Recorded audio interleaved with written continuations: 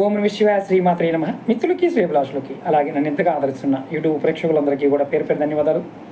మిత్రులారా, మీ అందరికీ పరాదేవత ఎల్లవెల్లలా మీతో ఉండి మీ మనోవాంఛ నెరవేర్చాలని మనస్ఫూర్తిగా కోరుకుంటున్నాను. ఈరోజు మనం రావణ సైత నుండి రావణాసురుడికి సాక్షాత్తు శివభగవానుడు మగవారు ఏం చేయకూడదు, ఏం చేస్తే నష్టపోతారు అనే విషయాన్ని రావణ సైతుడు చూడడం జరిగింది. ఇది దేవతలకు కూడా తెలియని విషయాలని రావణాసురుడికి శివభగవానుడు చెప్పడం జరిగింది. ఇది చాలా అతి పురాతనమైన గ్రంథం.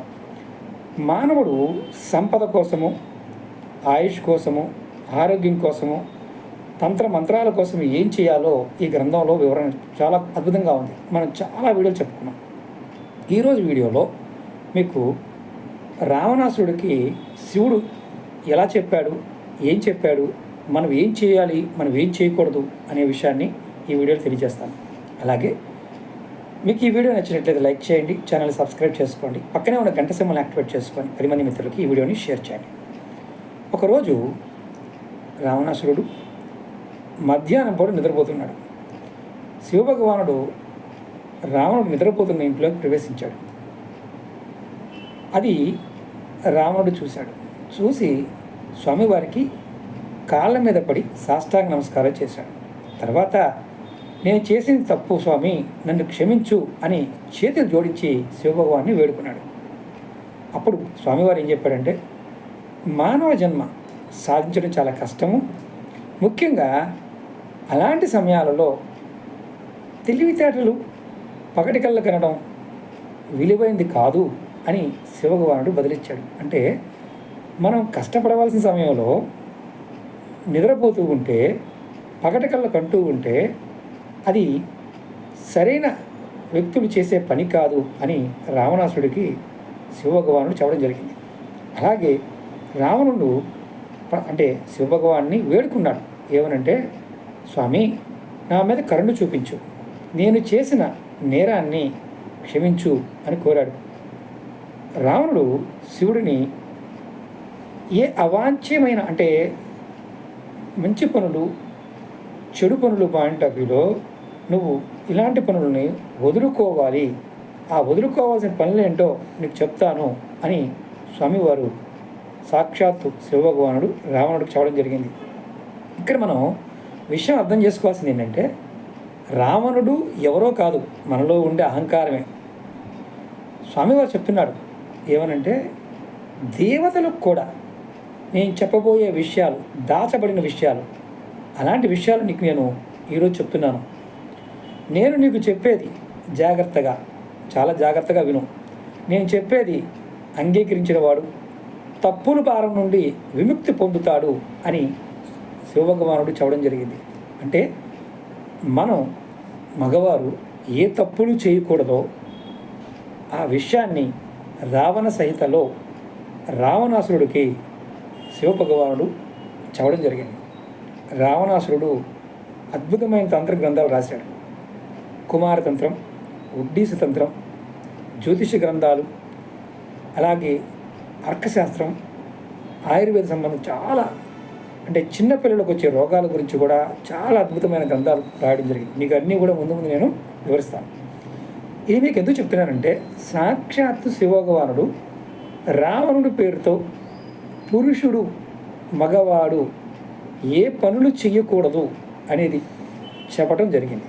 అది మీ అందరూ తెలుసుకుంటారని, ఇది అతి పురాతనమైన గ్రంథంలో ఉన్న గొప్ప తాంత్రిక మర్మాలు కాబట్టి ఇది మనందరం ఆశ్రయించి ఖచ్చితంగా ఆ శివభగవానుడు యొక్క ఆయన మనకి ఇచ్చిన అద్భుతమైన ఈ అవకాశం మనం మన తప్పులు అంగీకరించి మనం ఎప్పుడైతే ఇది వింటున్నామో దానివల్ల స్వామివారు చెప్పింది ఒకటే, నేను చెప్పేది అంగీకరించేవాడు తప్పుల భారం నుండి విముక్తి పొందుతాడు అని రావణాసురుడు చెప్పడం జరిగింది. అంటే మనందరం కూడా ఇది వినడం వల్ల తప్పుల భారం నుండి విముక్తి పొందుతాము. మనం ఇప్పుడు దాకా చాలా తప్పులు చేస్తుంటాం. ఆ తప్పులన్నీ కూడా విముక్తి పొందడానికి ఈ గ్రంథంలో స్వామివారు చెప్పారు. మీకు నేను పాయింట్ టు పాయింట్ చెప్తాను, మీరు కొంచెం ఓపికగా వినండి. కొంచెం లెంతీగానే ఉంటుంది, కానీ ఇది మీరు మీ కుటుంబ సభ్యులకు కానీ, మీ మిత్రులకు కానీ ఎంతమందికి మీరు ఈ విషయాన్ని షేర్ చేయగలిగితే వారి జీవితాలు ఆ శివభగవానుడి యొక్క మనకి ఆయన ఇచ్చిన ఈ గొప్ప అవకాశం, ఆయన ఇచ్చిన గొప్ప గొప్ప గొప్ప తాంత్రిక పరిహారాలు ఇందులో దాగి ఉన్నాయి కాబట్టి మీరు ఫార్వర్డ్ చేయండి. మొట్టమొదటిగా, ఎవరైనా మగవారు మండుతున్న దీపాన్ని నోటితో ఆర్పకూడదు. అసలు నోటితో ఆర్పకూడదని చెప్తారు. ఇది ఎక్కడ ఉందయ్యా?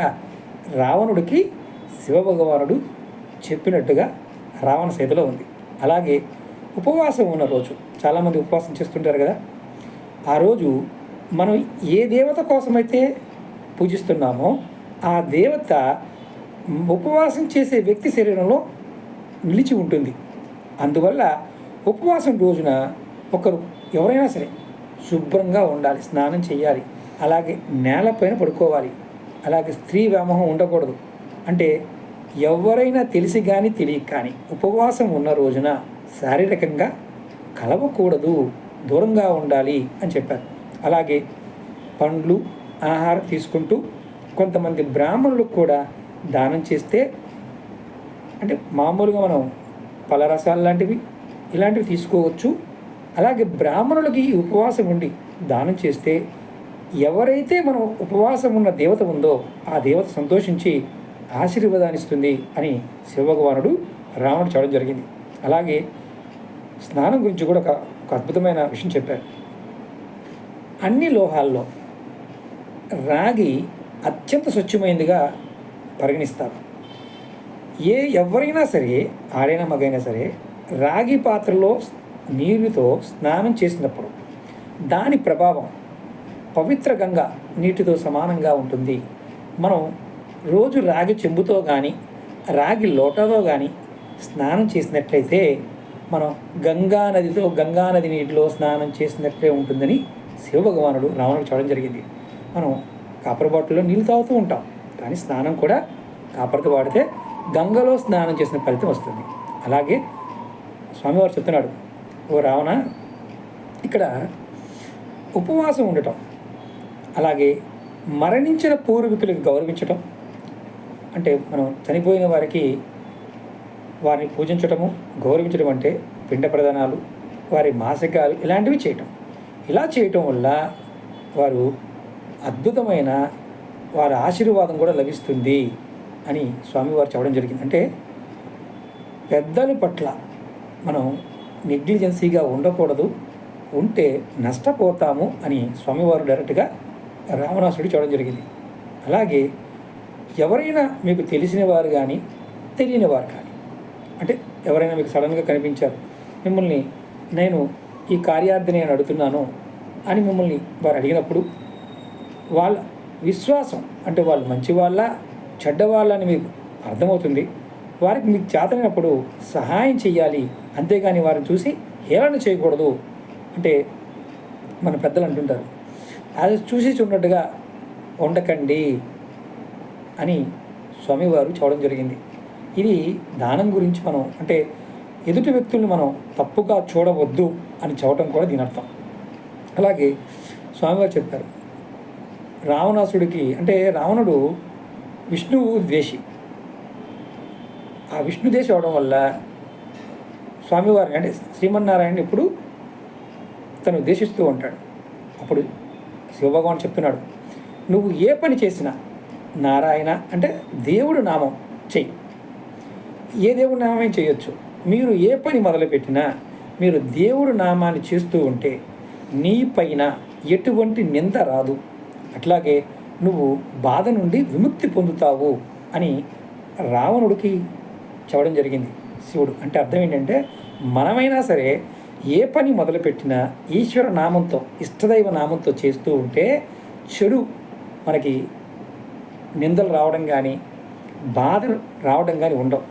అలాగే ఇంకొక మాట కూడా చెప్పారు స్వామివారు, భోజన సమయంలో మాట్లాడటం తప్పనిసరి అయితే తప్ప ఎవరి గురించి కూడా చెడుగా మాట్లాడద్దు, అలాగే అబద్ధం మాట్లాడద్దు. భోజన సమయంలో ఈ రెండు చేయకూడదని చెప్పారు. అలా చేస్తే నష్టపోతారు అని స్వామివారి మాట. అలాగే పెళ్ళైన వారు భార్యని ఉద్దేశించి కఠినమైన పదాలు, అంటే బూతులు అలాగే ద్వేషపూరితమైన మాటలు మాట్లాడకూడదు. ఏ మగాడైతే భార్య గురించి కఠినమైన బూతులు మాట్లాడతాడో, ద్వేషపూరితమైన మాటలు మాట్లాడతాడో వాడు ఎంత గొప్పవాడైనా నష్టపోతాడు అని స్వామివారి మాట. ఎందుకంటే భార్య గురించి తన చుట్టూ ఉన్న వారి దగ్గర కొంతమంది వాగుతూ ఉంటారు, అంటే చెడుగా మాట్లాడుతూ ఉంటారు, అలా ఇలా అని. అలా మాట్లాడకూడదు. ఎందుకంటే భార్య భర్తకి మొదటి శ్రేయోభిలాషిగా ఉంటుంది అని సాక్షాత్తు శివభగవానుడు రావణుడు చెప్పడం జరిగింది. అలాగే ఉదయం నుండి రాత్రి వరకు ఒక వ్యక్తి తన ఇంటి గడప మీద పని లేకుండా కూర్చుంటే అతను పుణ్యకార్యాల ద్వారా సంపాదించిన సంపద మొత్తం క్షీణిస్తుంది. అలాగే అలా గుమ్మాల మీద కూర్చునే వారికి అప్పులు పెరుగుతాయి. చాలామంది గ్రామీణ ప్రాంతాల్లో సాయంత్రం అవ్వగానే ఇక ఉదయము సాయంత్రం ఏముండదు, గుమ్మాల మీద కూర్చొని మీటింగ్ పెడుతూ ఉంటారు. చాలా వీడియోలో చెప్పాను. ఇది నేను చెప్పిన మాట కాదు, సాక్షాత్తు శివభగవానుడు చెప్పిన మాట. పని పాట లేకుండా గుమ్మాల మీద కూర్చోకూడదు. కూర్చుంటే మీరు ఎన్ని పుణ్యకార్యాలు, ఎన్ని గుడులు తిరిగినా, ఎన్ని పూజలు చేసినా, ఎన్ని వ్రతాలు చేసినా మీ సంపద క్షీణిస్తుంది. అలాగే అప్పులు పెరుగుతాయి. ఇది కూడా గుర్తుంచుకోవాల్సిన విషయం. ఈ మాటలు విన్న రావణాసుడు ఏమైందంటే ఏడవటం మొదలుపెట్టాడట.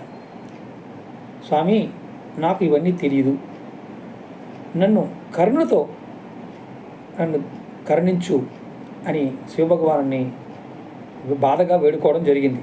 మనందరం కూడా ఇప్పటి వరకు కనుక ఇలాంటి విషయాల్లో తప్పులు చేసి ఉంటే ఆ శివభగవాను మనస్ఫూర్తిగా స్వామి, నా నీచత్వం కారణంగా నువ్వు నాకు ఇంత గొప్ప విషయాన్ని చెప్పావు అని అనుకొని అంగీకరించి ఇక నుంచి ఇలాంటి మాటలు నేను మాట్లాడను, నైతికంగా నేను జాగ్రత్తగా ఉంటాను, నా జీవిత సాగరాన్ని దాటడానికి నాకు సహాయపడు అని మనం కూడా రావణాసుడిలాగా వేడుకోవాలి. ఇలా చేయటం వల్ల ఖచ్చితంగా శివుడు మనని అర్థం చేసుకొని మనకి మంచి ఆలోచనని కలగజేస్తాడు. అలాగే స్వామివారు ఇంకా చాలా మాట చెప్పాడు, మీకు చెప్తాను. ఎవరైనా సరే మిమ్మల్ని స్వామివారు చెప్పిన మాట, మీరు ఆహారం అడిగితే, అంటే మీకు ఏ జంతువుకైనా పక్షికైనా మనిషి అయినా సరే ఎవరైనా నిన్ను ఆహారం అడిగితే ఆ వ్యక్తిని కానీ ఆ జంతువుని కానీ తక్కువ చేసి చూడొద్దు, అంటే చీపో అనకూడదు అని అర్థం. అలాగే స్వామివారు ఇంకేం చెప్పారంటే, ఒకరి కోరికని మరొకరు కోరికని నెరవేరుస్తూ ఈ ధర్మం భూమిపైన ఎవరైతే పాటిస్తారో, అంటే ఎవరైనా నిన్ను అడిగినప్పుడు వారికి సహాయం చేస్తూ ఆ సహాయాన్ని నువ్వు నీ పిల్లలకి వాళ్ళకు కూడా ముందుకు తీసుకెళ్తూ ఉంటే ఎవరైతే సహాయం పొందారో వారు ఆనందంలో భగవంతుడిని కోరుకుంటారట. ఏమని? నాకు ఈ వ్యక్తి సహాయం చేశాడు, బాగుండాలని. అలా వాళ్ళు అనుకోవడమే భగవంతుడు ఆనందించినంత గొప్ప విషయమని స్వామివారు చెప్పారు. అంటే ఎవరైతే వ్యక్తి అది తీసుకొని ఆనందపడతాడో ఆ ఆనందము సాక్షాత్తు భగవంతుడే ఆనందాన్ని పొందినట్లుగా మనం భావించాలి. అది కూడా స్వామివారు చెప్పారు. అలాగే ఎవరినైనా సరే ఇంకొక గొప్ప విషయం చెప్పారు, ఎవరిని యాచించవద్దు, అడుక్కోవద్దు. స్వామివారి ఇంకో మాట కూడా చెప్పారు, అప్పు తీసుకోవద్దు, దొంగిలించవద్దు. ఎప్పుడూ కూడా సర్వశక్తివంతుడైన ప్రభువు అంటే శివుడు తన దయతో మీకు ఇచ్చిన దాన్ని సంతృప్తిగా ఉండండి అని స్వామివారు రావణాసుడు చెప్పాడు. అంటే మనకి చెప్పిన మాట అది. అప్పు తీసుకోవద్దు, అడుక్కోవద్దు, దొంగతనం చేయొద్దు. సర్వశక్తివంతమైన ఆ దేవుడు, మనం మొక్కుతున్న దేవుడు దయతో నాకు ఇచ్చిన దానితో సంతృప్తి చెందుతున్నాను అని భావించగలిగితే నీకు అదృష్టం కలిసి వస్తుందయ్యా అని రావణాసుడికి శివుడు చెప్పడం జరిగింది. ఇక్కడ ఈ విషయాన్ని రావణుడు విన్న తర్వాత స్వామిని శివభగవాన్ని తలుచుకొని తన అజ్ఞానాన్ని తొలగించమని కోరాడు. అంటే అర్థం ఏంటంటే మనం విన్న తర్వాత అయినా సరే మనం కూడా ఈ అజ్ఞానాన్ని తొలగించమని కోరుకోవాలి. అలాగే స్వామివారు కంటిన్యూ చెప్తూ వస్తున్నారు, రావణ ఇతరులతో కలిసి కూర్చొని తనతో పాటు కొంత ఆహారం తెచ్చుకొని వ్యక్తి ఒంటరిగా తినకూడదు. అలా తింటే తప్పు. ఎవరు తప్పు? తెచ్చుకుని తింటున్న వ్యక్తి తప్పు. అంటే మనతో పాటు నలుగురు ఉన్నారు. నలుగురు ఉన్నప్పుడు మనం ఒక్కళ్ళమే కూర్చొని, నలుగురి దగ్గర ఆహారం లేదు, మనం ఒక్కళ్ళే కూర్చొని ఆహారం తినకూడదు అనేది స్వామివారు చెప్పిన మాట. అలాగే పెళ్ళైన వాళ్ళు తన భార్యతో పంచుకునే మంచం మీద, అంటే సంసారం చేసే మంచం మీద ఒక సోదరుడిని కానీ, పురుష బంధువు కానీ, స్నేహితుడు కానీ ఆ మంచం మీద కూర్చోబెట్టకూడదు. అలా కూర్చోబెట్టిన వాడిదే తప్పు అని స్వామివారు రావణుడు చెప్పాడు.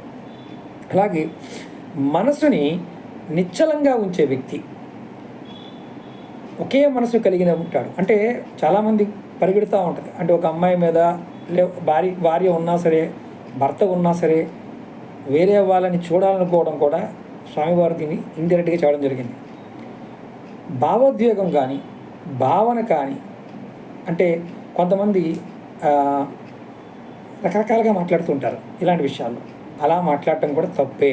అలాగే మతపరమైన ప్రసంగాలు, అంటే ఎప్పుడైనా సరే రామాయణము, మహాభారతం ఇలాంటివి వింటుంటారు కదా, అలా మనస్ఫూర్తిగా ఎవడైతే వింటాడో వాడు స్వర్గాన్ని పొందుతాడని శివభగవాన్ చెప్పాడు. మనందరం స్వర్గం వెళ్ళాలి అనుకుంటే చాలామంది మతాలు మార్చుకుంటారు. మతాలు మార్చుకోవాల్సిన అవసరం లేదు. మీరు రామాయణ మహాభారతాలు అంటే మీరు బాగా గుర్తుంచుకోండి.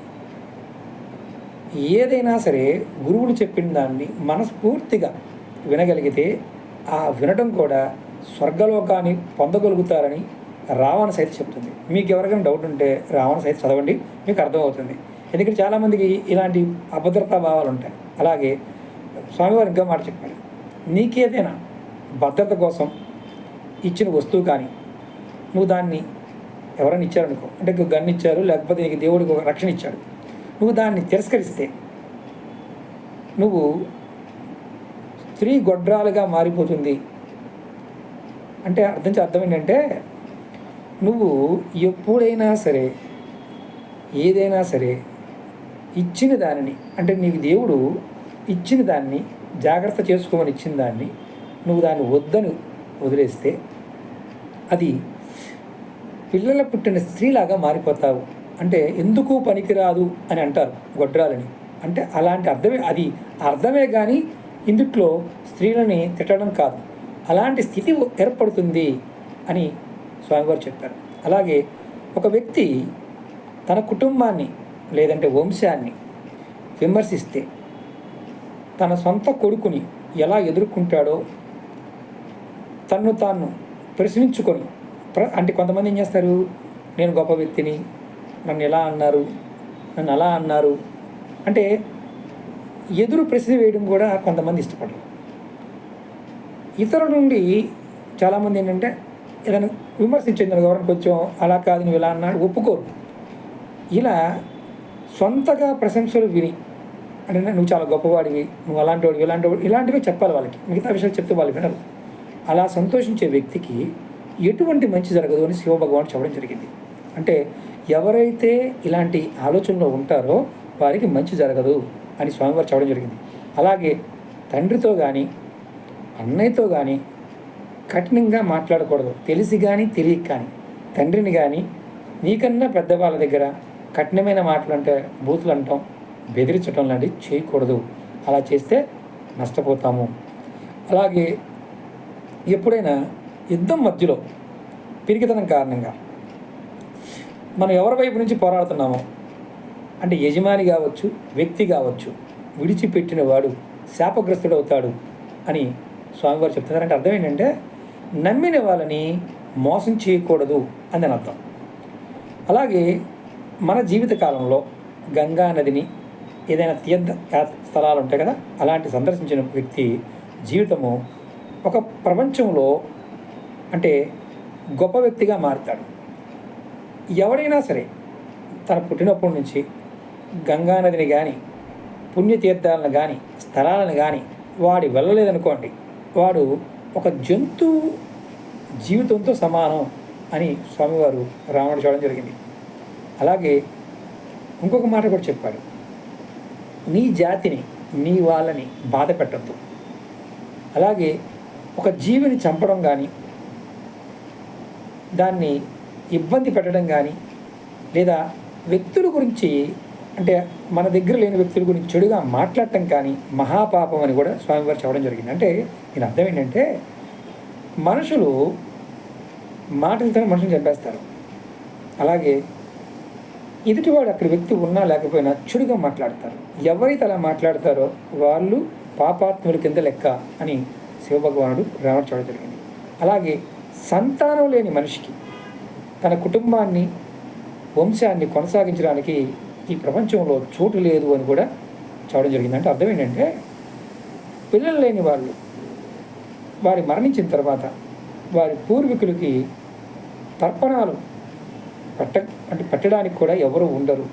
అంటే చనిపోయిన వారి ఆత్మలు శాంతింపజేయడానికి ఎవరు ఉండరు. కాబట్టి ఈ మాట స్వామివారు చెప్పడం జరిగింది. దీనికి అర్థం ఏంటంటే, పురుషుడు సంతానం లేకుండా ఉంటే తన మరణించిన తర్వాత తనకి ఈ తర్పణాలు ఇచ్చేవారు ఉండరు అని దాని అర్థం.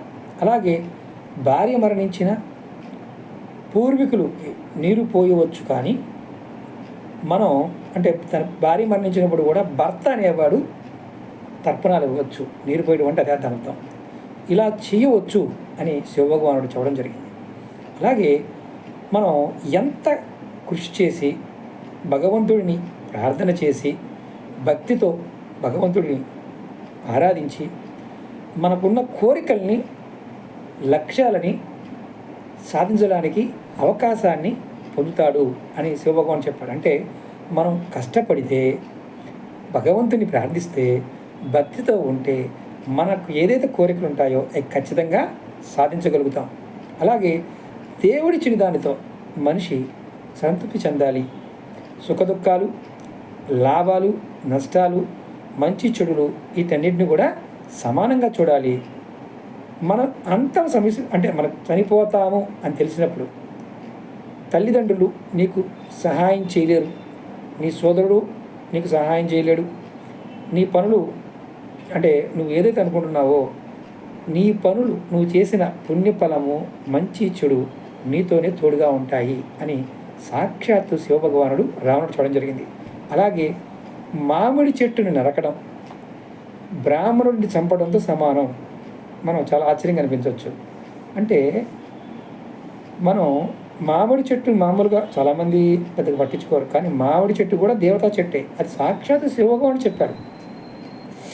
అలాగే మనం ఏం చేస్తే మంచిది, తోటలు అంటే మనం చెట్లతో నిండిన తోటలు నాటడం, అంటే చక్కగా మొక్కలు పెట్టడం, ఇలా చేస్తే ఏమవుద్దంటే పుణ్యం 1000 త్యాగాలతో సమానం చెప్పారు. అంటే మొక్కలు పెంచడం వల్ల సాక్షాత్తు శివభగవానుడు చెప్పిన మాట ఏంటంటే రావణుడికి 1000 త్యాగాలతో సమానం. అంటే త్యాగం చేయడం గొప్ప, చాలా గొప్ప విషయం అర్థం. అలాగే ఇది మొక్కలు పెట్టడం వల్ల వస్తుంది. కొడుకు చేసే పనుల వల్ల తండ్రి ప్రభావవంతుడు అవుతాడని తెలుసుకోవాలి. అంటే కొడుకు మంచి పనులు చేస్తే, కొడుకు చేసే చెడ పనుల వల్లైనా సరే తండ్రి మీద ప్రభావం ఉంటుంది అని తెలుసుకోవాలని సాక్షాత్తు శివభగవానుడు రావణుడు చెప్పాడు.